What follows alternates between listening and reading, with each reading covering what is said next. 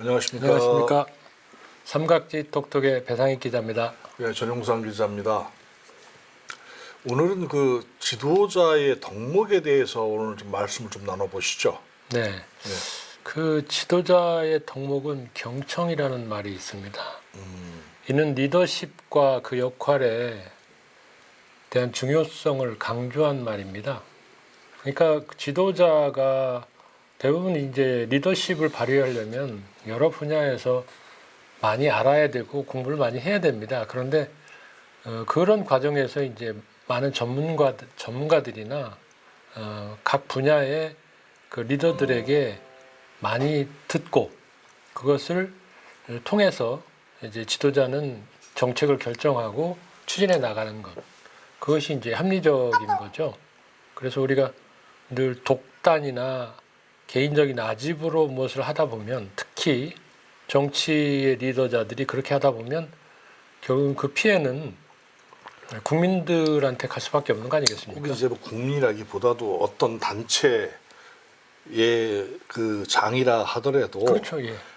그 소속돼 있는 소속원들한테 이제 그런 피해가 간단 말이죠. 사실 그게. 그렇습니다. 예. 그러니까 좀 더 이제 크게 보면 국가 뭐 여러 가지가 되겠죠.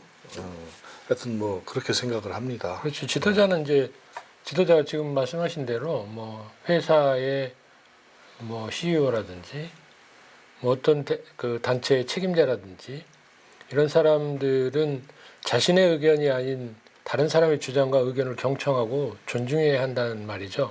거기에 어떤 길이 있을 수 있는 거지 않습니까? 사실은 그렇죠. 정책을 세울 때에 예. 그러니까 타인의 의견을 수용하고 이해하는 것은 협력과 상호 이해를 촉진하여서 조직의 성과를 높이는 거 아니겠습니까?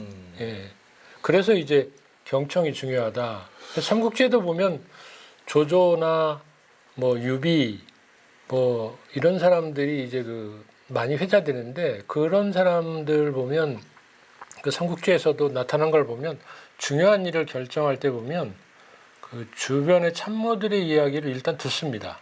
그래서 뭐 반대하는 사람, 찬성하는 사람, 뭐 중간에 있는 사람 이 세 가지 의견을 듣고 그것을 이제 본인이 심사숙고하고 결정을 하는 거죠. 결정은 또 지도자가 하는 거 아니겠습니까? 그렇죠. 예. 그러니까 결정을 하기 위해서는 들어야 되는 그렇죠. 거죠. 예, 맞습니다. 예. 예. 그렇게 생각을 합니다. 그러면 현재 지금 그 지난 22일 날 그 약 이게 17개월 만인가요, 그죠? 예, 그렇죠. 17개월 만에 처음 그 브리핑룸에 대통령이 와서 기자들 앞에 섰죠. 예, 처음 오전 오후 해서 네네네. 그 비서실장 인선과 관련한 부분 또 정무수석 인선과 관련한 부분에 대해서 직접 그 소개를 했어요. 예, 예. 그리고 이제 기자하고 이야기를 뭐 하고는 질문 했습니다. 뭐 간단하게 이제 예, 두 개만 받았죠. 예. 예. 그런데 앞으로 우리 이제 윤 대통령 같은 경우도 좀 많이 어떻게 좀 바뀔까요? 뭐 글쎄요, 저는 예. 전혀 바뀌지 않는다고 생각하고 바뀌지 않았다고 생각합니다. 총선 이후에 대통령은 변화하겠다, 바뀌겠다 그렇게 얘기를 했죠. 그런데 이번에 이제 그 기자들 앞에 서서 질문을 받는 그 모습을 보면 전혀 바뀌지 않았다. 그리고 앞으로도 바뀌지 않을 것이다라는 저는 개인적으로 그런 확신을 갖게 되는 장면들이 있습니다. 첫째는 마이크 앞에 섰을 때의 질문을 받는 그 모습이 전혀 질문 받고 싶지 않은데 억지로 질문을 받았다. 그리고 또 한 가지는 그 옆에 그 대변인이 저 마이크에 좀 떨어져 있으니까 가운데 와서 말씀하시죠 하니까 그냥 가는 여기서 척하다가 아 됐어 뭐 그냥 하면 되지 뭐 편하게 해 이런 식으로 얘기를 해버리는 거 보면 아 이분이 정말 측근에 있는 참모들 얘기도 안 듣는구나.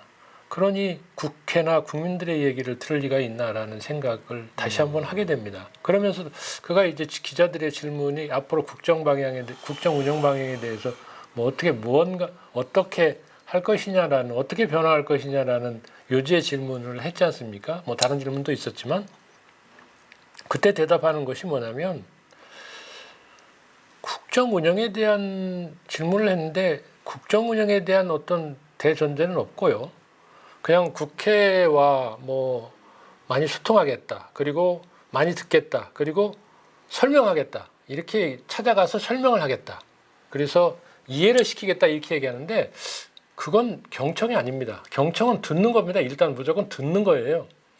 듣고 나서 그것을 가지고 심사숙고하고 결정을 내리는 것이 듣고 나서 자기가 설명을 하겠다 그러면 그건 이제 말은 네가 해라. 그러나 예스 마시네. 그렇죠. 예, 예. 그냥 너는 말을 해라. 나는 다시 그거에 대해서 설명하겠다. 이해시키겠다라는 건데 그건 경청이 아니죠. 예, 그렇게 생각을 합니다. 그래서 뭐 국정의 최우선은 대통령도 그런 얘기를 했죠. 총선 끝나고 난 다음에 첫째도 민생, 둘째도 민생, 셋째도 민생이라고 강조하면서 아무리 국정 방향이 옳고 좋은 정책을 추진한다고 해도 실제로 국민이 변화를 느끼지 못한다면 정부의 역할을 다하지 못한 것이라고 국무위원들을 질책하는 모습이 나옵니다. 그 국무회의에서. 사실 이제 그 부분이 그 질책이 누구한테 가야 되는 것인지가 중요한 거 그렇죠. 아니겠습니까? 예, 맞습니다. 예. 예. 국민들은 대통령의 국정 운영 방식을 바꾸라고 그리고 대통령을 총선에서 예, 민심을 드러냈는데 예, 민심을 드러냈는데 국무위원들 국무회의에서 그것도 국민 앞에 사과도 없고 뭐 어떤 반성도 없고 그냥 나는 잘했는데 그러니까 너희들이 제대로 홍보도 안 하고 안 했기 때문에 이런 국민들이 이해를 못한 것이다라는 그런 질책을 하는 것을 보면 조금 배가 자꾸 산으로 가고 있다 그런 느낌을 그리고 들고 뭐 있습니다. 그런 얘기를 또 했죠. 이제 정치를 하겠다 지난 2년 동안. 근데 그런 생각이에요. 정치는 이미 애초부터 시작이 됐던 것이고, 그렇죠. 예. 대통령은 정치의 최정점에 서 있는 거 아닙니까? 그렇죠. 네. 그럼 더 정치를 지금까지 안 했었다. 그렇죠. 예, 그런 고백입니다. 역설적으로. 예. 그러니까 앞으로 정치를 하겠다. 네, 이제부터라도. 사실은 대통령은 대통령으로서의 일을 하는 것이 우선이지. 그렇게 생각을 하거든요. 그것도 맞는 말씀입니다. 네. 대통령으로서는 대수의 고유의 대통령으로서의 예, 업무가 있고 해야 될 예, 그 책무가 권한과 있죠. 책무가 있죠. 예, 의무가 있는데 그 이제 그렇게 한다고 하면은 사실은 이제 총선 끝나고 뭐 심지어는 내부적으로 가장 그 뭐 한 20년 동안 그 형동생했던 그 동생도 지금 뭐 말을 잘 안 듣고 있는 것 같은 그런 그림이 그려지는데. 예, 그렇죠. 지금 뭐 비춰지는 현상을 보면 예, 그 비대위원장으로 세운 한 위원장과도 뭔가 갈등이 좀 심화되고 있고 서로 어떤 대결 구도가 자꾸 만들어지고 있는 모습이 보입니다. 예. 예, 그게 뭐 실진지 어쩐지는 모르겠지만 언론에 나타난 그 보도들을 보면 아무튼 두 사람의 갈등이 꽤 심각하다. 그리고 각자의 길을 이제 가는 것이 아닌가라는 이제 추측까지들 언론에서 하고 있습니다. 그러니까 사실은 이제 그 뭐 아까 하시던 말씀 이어서 해야 될 텐데 결과적으로 용산은 잘못이 없다. 그렇죠. 예. 용산은 잘못이 없다. 그거죠. 예. 그러니까 자기 성찰이나 반성이 없는 거죠. 일단. 그래서 글쎄요. 뭐 아무튼 108석의 여당이 그래도 잘했다라고 판단하는 건지도 모르겠습니다. 그게 사실은 그 여당 혹은 대통령을 보고서 지금 이번에 그 여당에 당선된 사람들이 대통령을 보고서 그 여당 의원들을 찍었을까요? 여당 대통령 때문에 많은 사람들이 낙선했다고 보는 게 많죠. 그러니까 예. 지금 현재 당선된 사람들은 그 대통령의 그 저 능력을 그 인정해서 그 찍었다. 뭐 이렇게 보시는 건 아니죠? 그렇게 생각하는 사람들은 거의 없으리라고 봅니다. 아, 예, 그런가요? 몇 사람은 있을 수 있습니다. 이제 그 뭐냐면 뭐 영남 쪽에 뭐 텃밭이라고 하는 영남 쪽에 그 공천했던 측근들은 그 생각을 하고 있겠죠. 그러나 나머지 대다수의 의원들은 전혀 그런 생각을 안 했고 반대로 낙선한 의원들은 대통령이 도움이 하나도 안 됐다라고 생각하는 거죠. 거기다가 뭐 비대위원장 역시도 도움이 안 됐다.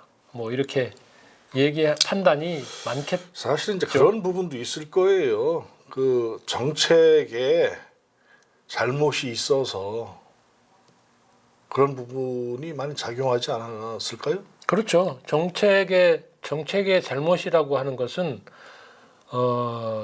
주변의 참모들의 의견 그리고 각 분야의 전문가의 의견들을 경청하지 않았다는 반증이 되는 것이거든요. 그래서 그 참모들을 잘 구성하고 인적 자원들을 잘 활용하는 것은 결국은 첫째는 그들이 대통령을 향해서 여러 가지 정책을 조언하고 또 의견을 제시하는 것들을 경청하지 않았다라고밖에 볼 수 없습니다. 그래서 경청이라는 것이 굉장히 중요하다.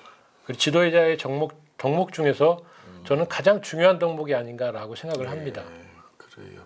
하여튼 이번 총선 결과는 나타난 그 결과의 그 원인으로는 지도자의 경청이 부족했다. 뭐 네. 이런 부분도 되네요. 그렇죠. 경청이 소통의 가장 첫 번째는 경청에서부터 시작이 됩니다. 네, 자기 말을 하는 것이 소통이라고 생각하면 그건 큰 오산인데 우리가 뭐 늘 대통령이 처음 취임했을 때부터 그런 얘기를 하지 않았습니까?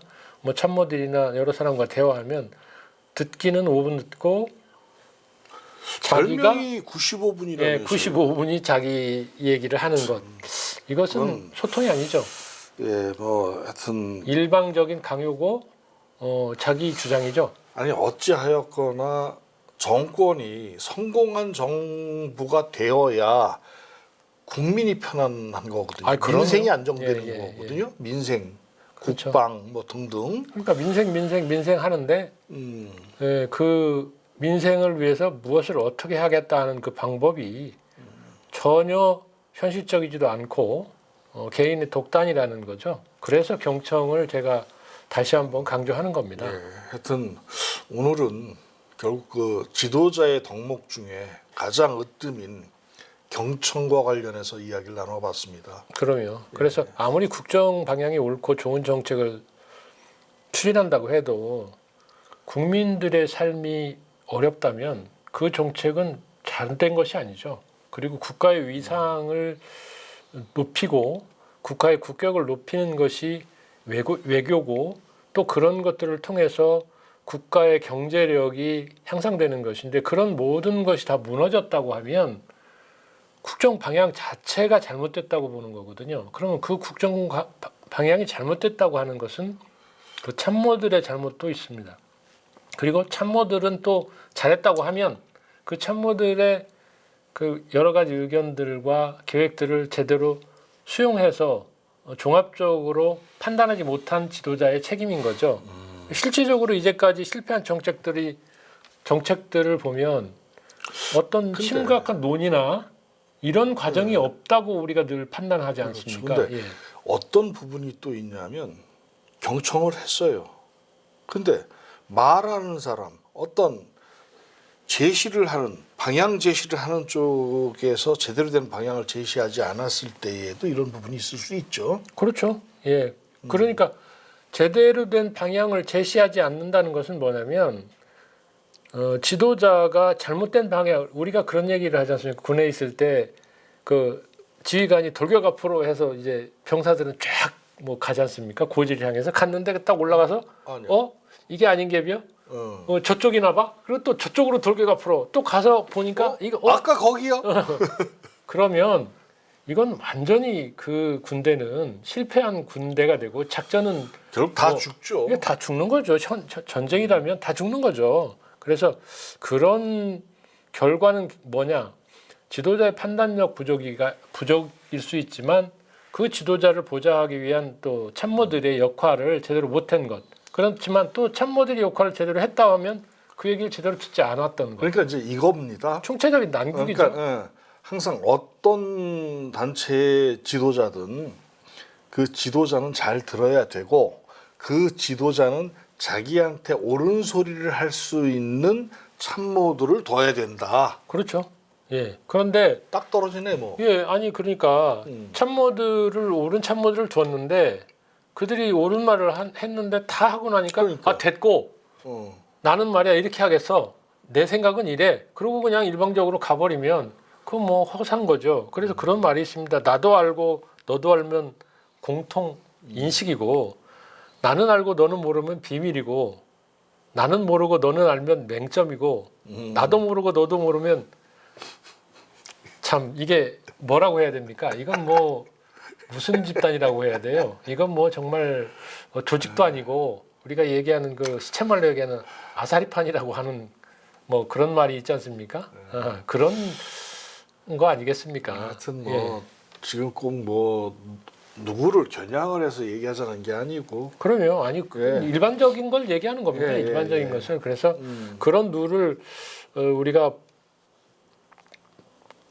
다시 반복하지 말고 반면 교사에서 정말 국민들의 민심을 살펴서 이제라도 다시 한번 정비하고 그래서 인적 쇄신을 뭐 하겠다고 얘기하지 않았습니까? 총선 후에. 그런데 뭐 지금 정진석 비서실장 뭐 글쎄요 이런 분들이 어떤 평가를 받고 있는지는 모르겠지만 언론이나 야당에서는 굉장히 그 평가가 부정적인 평가가 나오고 있지 않습니까? 그래서 이런 사람을 가지고 또다시 무엇을 하겠다 하는 것이 참 실수를 했음에도 고집을 부리고 자기 사실을 부인하는 것은 자기 단점을 사실은 감싸는 그런 어떤 방어 기제거든요. 심리적인 용어로 보면. 그래서 과도한 자기 비하나 거드름은 모든 단점을 감싸라는 것입니다. 그래서 진정으로 할 생각이 있어야 진정할 수 있습니다. 그래서 정말 진정으로 인적 쇄신을 하고 진정으로 민생을 위해서 지도자가 결정하고 그것을 위해서 무언가 계획을 세워 나간다면 좀 나아지지 않을까 하는 기대를 갖고 있습니다.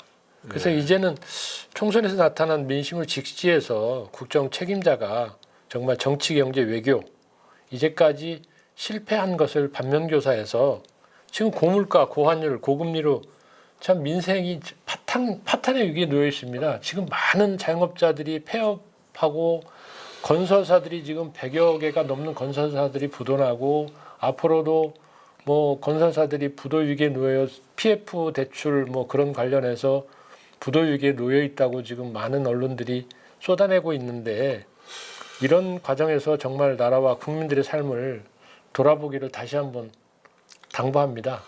예, 근데 어떤 부분이 또 있냐면요. 이번에 삼성전자의 법인세가 제로입니다. 그렇죠. 예. 그런 얘기를 들었습니다. 예. 이번에 법인세가 제로예요.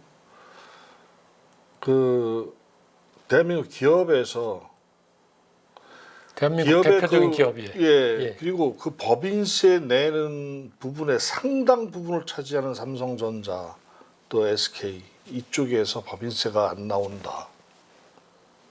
엄청 심각한 그러니까 그런 지금 상황입니다. 국가의 재정 적자가 심각한 상황 아니겠습니까? 그런데 지금 실제적으로 부동산 전문가들이 얘기하는 걸 보면 강남에 지금 아파트 한 채, 뭐 강남에 아파트 한 채 그러면 보통 최소 20억에서 30억, 40억 하지 않습니까? 지금 뭐 50억짜리도 있고 뭐 그래 기본으로 아무튼 최소 금액으로 했을 때 하여튼 20억 이상입니다. 이 사람들이 1년에 보유세가 1,000만 원, 2천만 원, 3천만 원 이렇게 지금 올해 감세가 됐습니다. 그럼 이것을 모아보니까 1년에 이게 수십조라는 거죠. 그럼 지금 뭐 부자 감세 그러니까 지금 법인세도 마찬가지고 부자들의 감세를 통해서 지금 우리 재정 적자가 세수 펑크가 지금 56조 뭐 이렇게 얘기를 하는데 이 세수 펑크가 또 나다 보니까 국민들을 위해서 여러 가지 복지라든지 지원해야 될 것을 못 하고 있단 말이죠. 그러다 보니까 국민들은 이제 더 어려운 거죠. 그래서 국민들을 위해서 무언가 국가가 보따리를 풀어야 하는데 재정이 적자가 나니까 또 풀 수가 없다는 거죠. 그래서 또 좀 풀자고 하니까 포퓰리즘이라고 하고 있고 이런 상황입니다. 근데 이게 도대체 어떻게 된 상황인지 이런 해법들을 정말 야당과 잘 협치하고 많은 분들과 검증된 그런 어떤 데이터를 통해서 경청해서 해결했으면 하는 바람입니다. 그렇습니다. 자, 뭐 오늘은 이 정도 하죠. 예, 감사합니다. 자, 수고하셨습니다. 감사합니다.